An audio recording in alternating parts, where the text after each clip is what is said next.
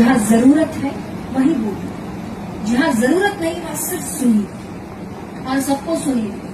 लोग चूज मत करिए इसको सुनूंगा इसको नहीं। ज्ञानी को सुनिए, मूर्ख को सुनिए, क्योंकि ज्ञानी को सुनने से पता चलता है क्या जीवन में करना चाहिए, और मूर्ख को सुनने से पता चलता है जीवन में क्या नहीं करना चाहिए। क्या करना है ये ना पता हो चलेगा, पर क्या नहीं करना है ये जरूर पता होना चाहिए। यस और नो? हम कहते हैं ना कि कुछ अच्छा ना बोल सको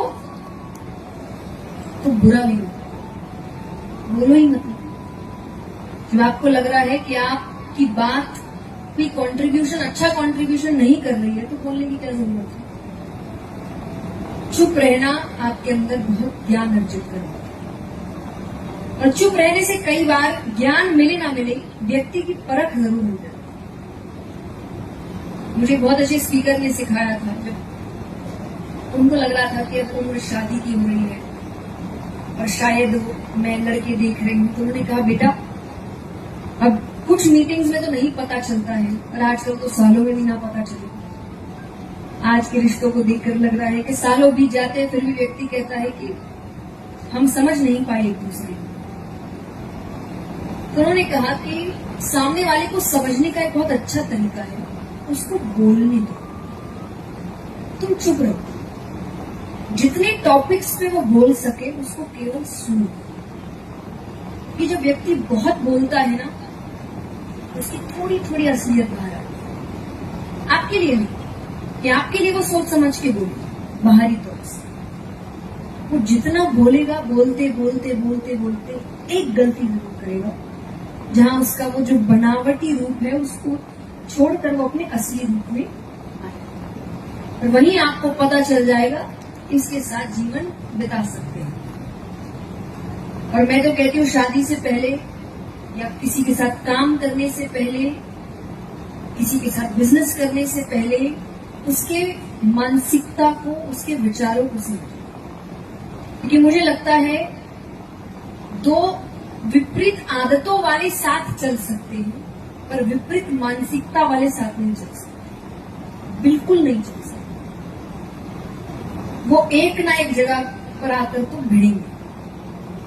कि देखिए छोटी छोटी बातों को हम इग्नोर कर देते हैं। हम कहते हैं ना opposites attract. I think that's only for magnets, not for humans.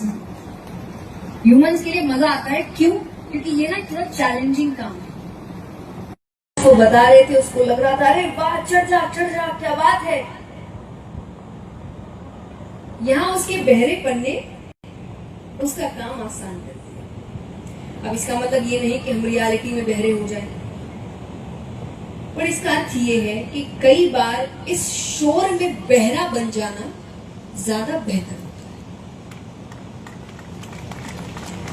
क्योंकि शोर हमेशा आपको कह रहा है तुम नहीं कर सकते, तुम नहीं कर सकते, तुमसे नहीं होगा, ये तुम्हारे बस का नहीं है।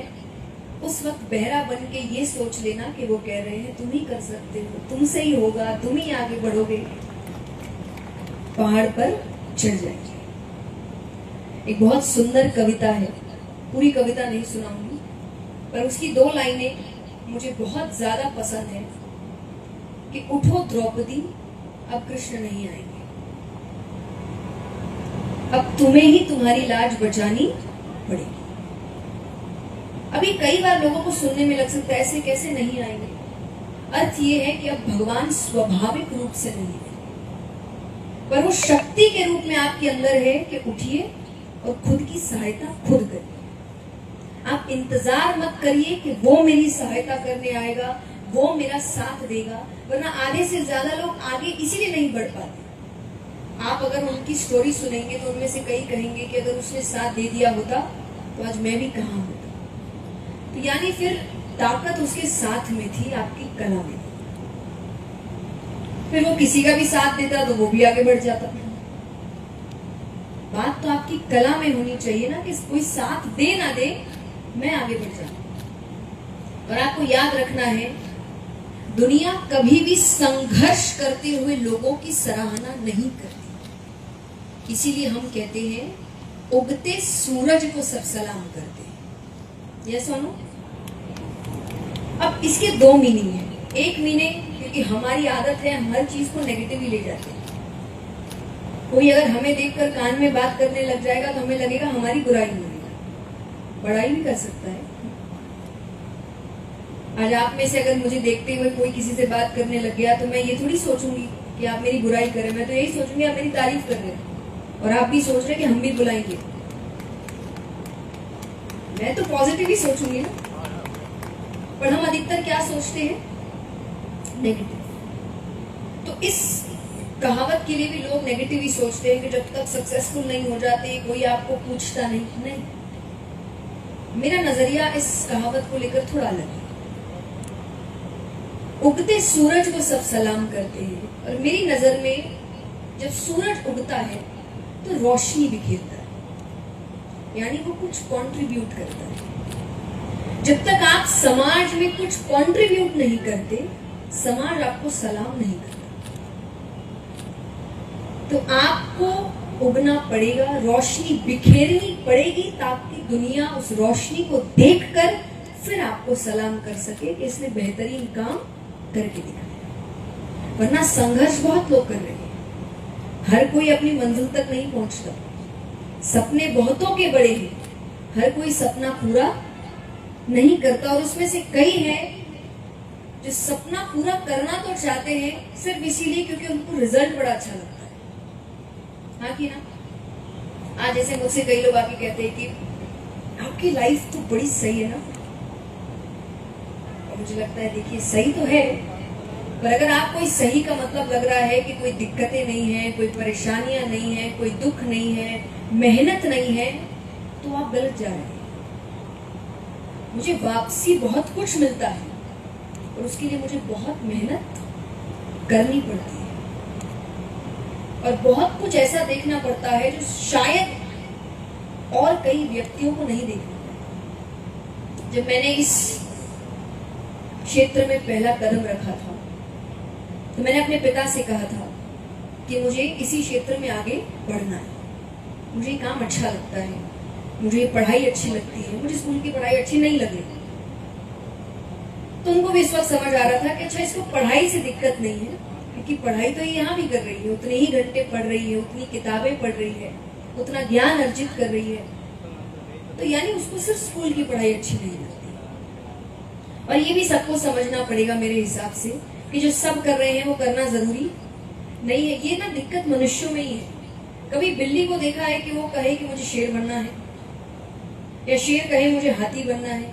वो जो है उसी क्षेत्र में आगे बढ़ रहे हैं, उनके अंदर जो कला है उसी कला में आगे बढ़ रहे हैं। ये मनुष्यों में दिक्कत है कि वो जिसको देखता है उसको वही बनना है, खुद को क्या बनना है, खुद की कला क्या है उसको नहीं पता। तो ये मत करिए कि मुझे उसके जैसा बनना है, मुझे किसी के जैसा नहीं बनना, मुझे मेरे जैसा बनना है, और इतना अच्छा बनना है कि एक दिन आए जब कोई मुझे देखकर कहे कि मुझे इसके जैसा बनना है। ये आप अपने अंदर कला लेकर आए। और ये मैं हर माँ बाप से भी कहती हूँ, क्योंकि यहाँ कई माँ बाप बैठे हैं, प्लीज अपने बच्चों को अपने जैसा मत बनाइए। नॉट बिकॉज कि आप अच्छे नहीं है, ये नहीं कह रही, आप बहुत अच्छे हैं, पर अगर आपके जैसा ही दूसरा आ गया तो आपकी ज़ेरॉक्स हो गई ना, वो तो ऑलरेडी था दुनिया में, डबल की जरूरत क्या है? आप है ना वैसे, अब उसके जैसा कोई होना चाहिए। इसलिए याद रखिए, बच्चों को ये सिखाए कि सोचना कैसे है, ना कि ये कि सोचना क्या है। कि जब सोचना क्या है सिखाएंगे तब तो आप उसमें अपनी चीजें डाल रहे हैं। नहीं, तुम अपने आइडियाज लेकर, तुम्हें क्या लगता है दुनिया कैसी बननी चाहिए वो बताओ, क्योंकि हमने तो जी लिया अपना जो जीना था, और उतने बदलाव हमने ला भी लिए। अब हमारे ही बदलाव वो भी लेकर आएगा तो फिर कुछ नया नहीं होगा। तो अपने जैसा नहीं बनना, दूसरे जैसा नहीं बनना, हम जो है वैसा बनना, ये सबसे पहली चीज है। क्योंकि हमें सबसे ज्यादा लोगों से दिक्कत तभी होती है जब हम उनको देखकर सोच रहे मेरी जिंदगी ऐसी क्यों नहीं।